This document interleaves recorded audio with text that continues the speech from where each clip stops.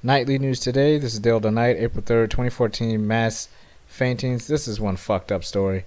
The Christian Science Monitor reported this story.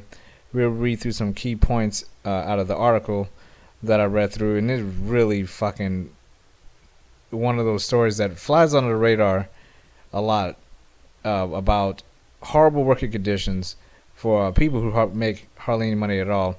And who you're looking at here is a garment worker recovers at a hospital after fainting at a factory on April 3rd.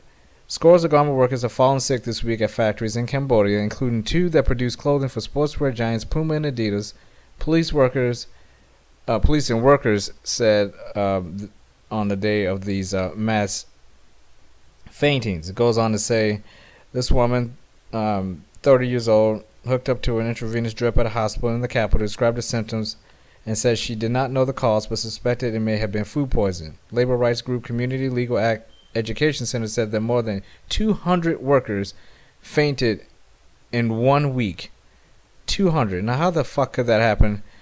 Well, as we read on, both Puma and Adidas said that they were closely monitoring the situation while investigations were underway and affected staff had received medical treatment.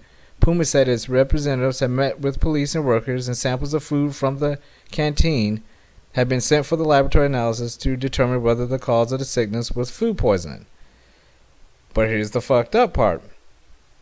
This is the gray area. Mass faintings are all too familiar in Cambodia, which has become an important manufacturing center for many high-fashion brands.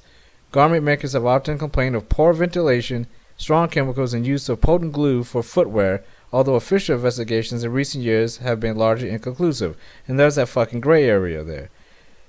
You really can't tell with these guys whether it's food poisoning or it's just the conditions they're working in, which are all fucked up. There were more than 1,000 faintings reported in 2011 alone in factories that were mostly owned by Chinese, Taiwanese, and South Koreans. Most workers earn less than $100 per month, and many volunteer for overtime to boost their income.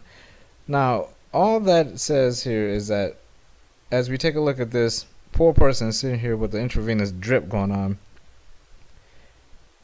they're working for a very, very small wage. And all the owners have to do is just say, if someone gets sick, it's food poisoning.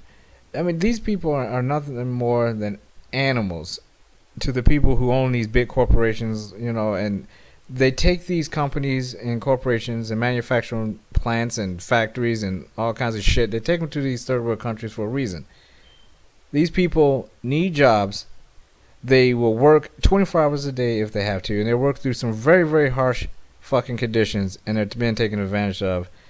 That being said, it's a story that goes under the radar all the time. This happens all the time. Just thought it was an interesting story.